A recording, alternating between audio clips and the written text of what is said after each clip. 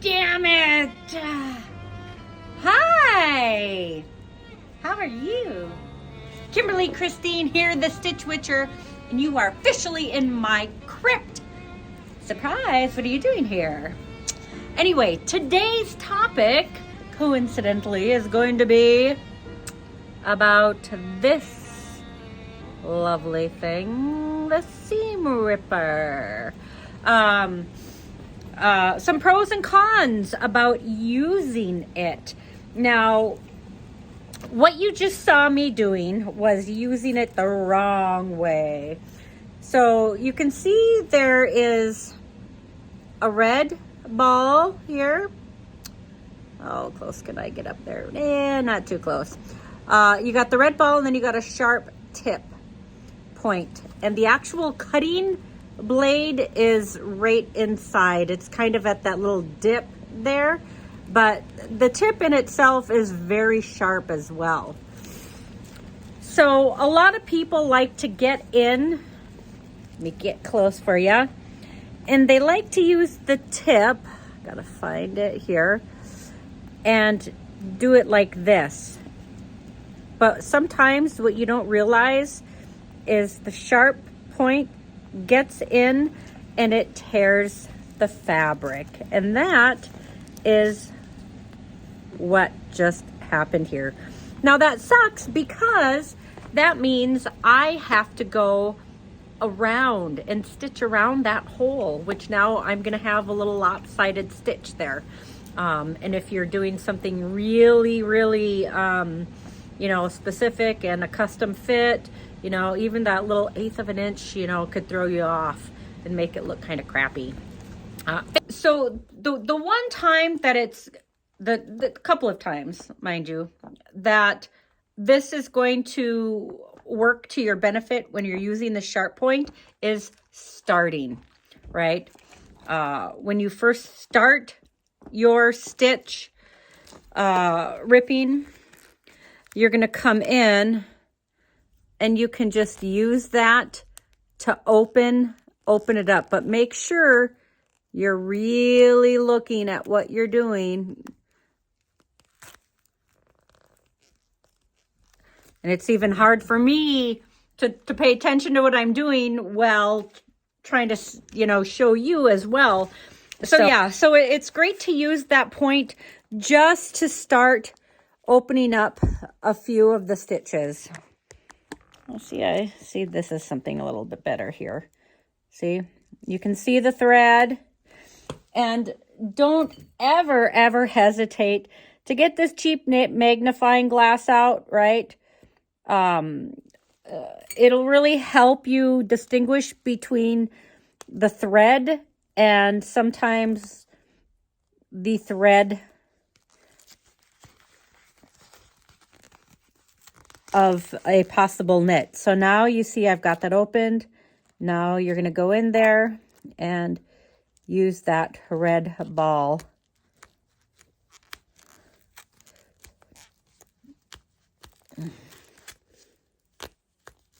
Right? And give it a little pull. Sometimes what you may want to do as well, bring the fabric between the legs, and then you can give it a nice pull, right? And get in there. Keep the tip up, so you're not stabbing it down, ready to tear the vinyl. And really pay attention, right? Look at what you're doing, because one false rip and you could really mess up. Now see how nice it's going, right? I hope you're able to see it from this angle. So now let's say you want to remove some Velcro, right? So you've got the Velcro on here.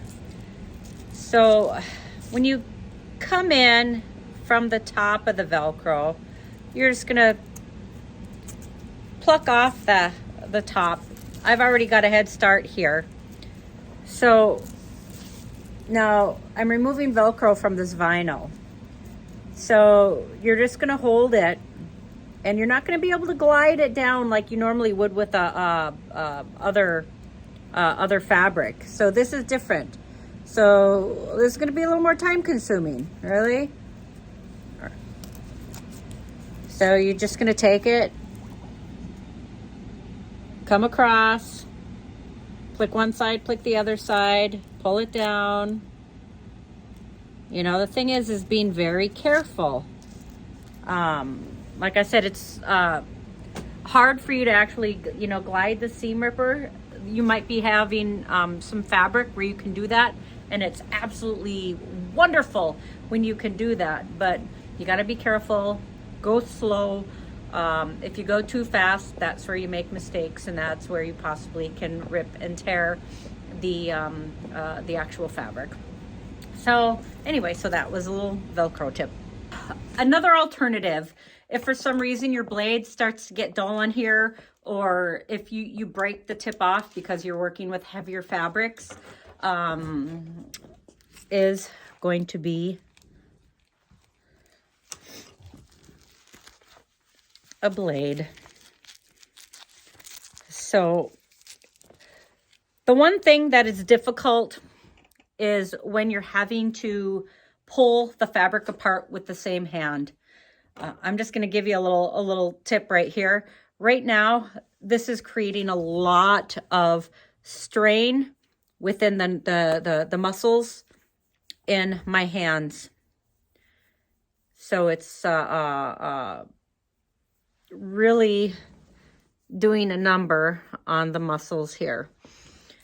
So that's why I mention sometimes it's easier to stick it between the legs, right, and give it a pull. But sometimes you're not always able to do that because you're working with much smaller fabric. So just kind of show you here. So the same thing with this, you're using the blade and you just cut it. Same thing. It's really hard to get there, right? You're cutting. So when you get to a point and you're in there and all of a sudden it's just this big cluster of thread, usually what that means is that that's the stay stitch that you've created, like when you do a little bit of back stitch. So that's going to be your perfect time to flip it over and use that magnifying glass if need be, right? To make sure you're getting the right threads.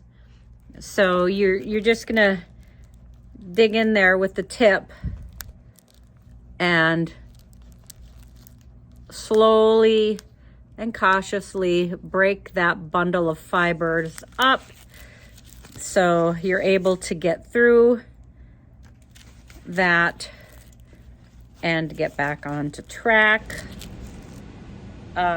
Always be careful with your hands, right? This is no joke when it hits you. So that's really all that I have about the seam ripper. Best practices of what not to do and what to do. And yeah, it's weird to do horizontal when you're used to doing vertical for so long. Now you got to get back into doing horizontal. Anyway, that's the whole social media, Instagram, TikTok, YouTube. Jeez Lord, there's so much. What the heck? Anyway, so I hope you got something out of that. Any tips or questions, don't be afraid to reach out and make a comment. What, did I miss something? Because a lot of this stuff is just on the fly. You know, I screw up, I may make a mistake myself, and I figure, you know what, that's a great time to share it with you. So anyway, Kimberly Christine, the Stitch Witcher, and I will be seeing you soon. Alrighty, peace out. And within my friends, bye-bye.